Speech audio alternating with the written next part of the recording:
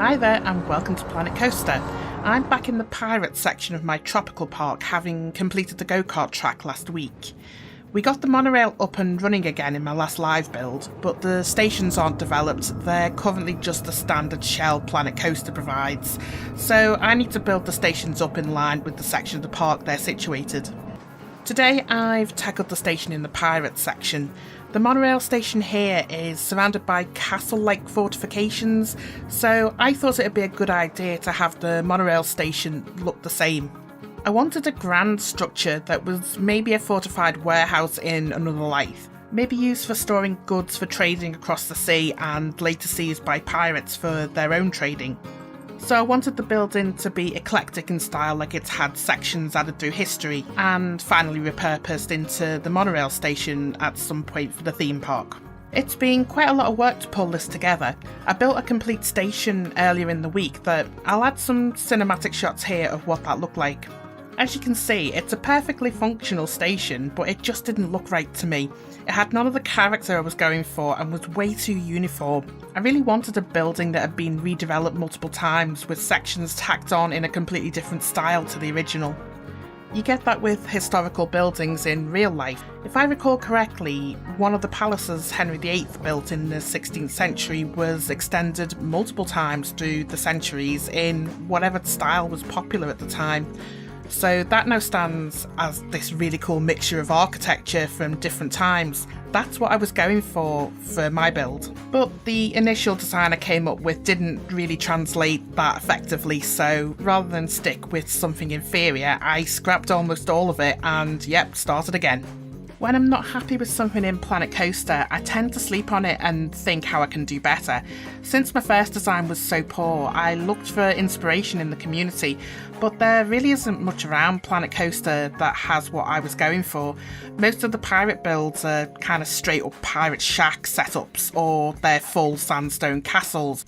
One thing I found that helped was finding a bunch of pictures of D&D and Warhammer RPG scenery models. There's an abundance of examples from that community that are exactly what I was looking for.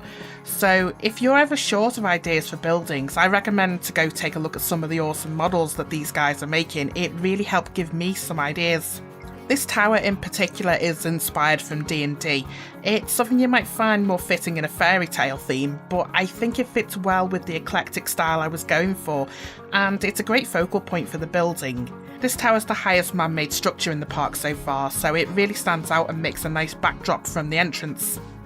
I added quite a few of these balconies around the building, which I consider to be the Pirates main construction edition, if you were to imagine this was a real building with real history. I feel like if pirates took over a castle or fort, they wouldn't be particularly concerned with the structural integrity or building regulations.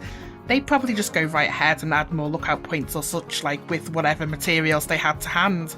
That's why I've deliberately made it look a little bit shoddy, so you've got poles sticking out and it's not really held up by much, and the levels are a bit funky.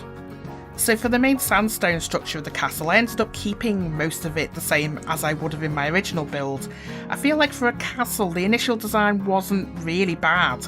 It just lacked any detail or imagination, which, for a Planet Coaster build is a must.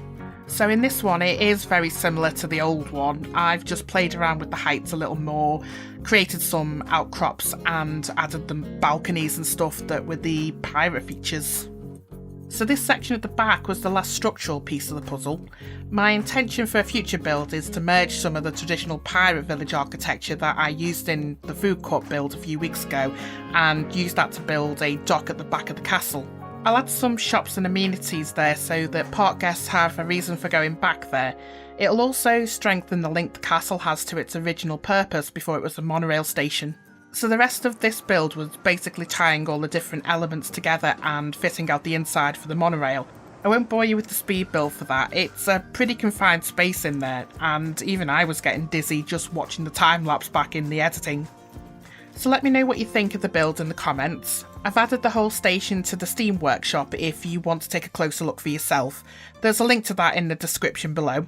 I'll be back later in the week where I think I want to start on the park's first thrill ride roller coaster, since we don't have a proper roller coaster in the park thus far. Anyway, thank you for watching, bye for now.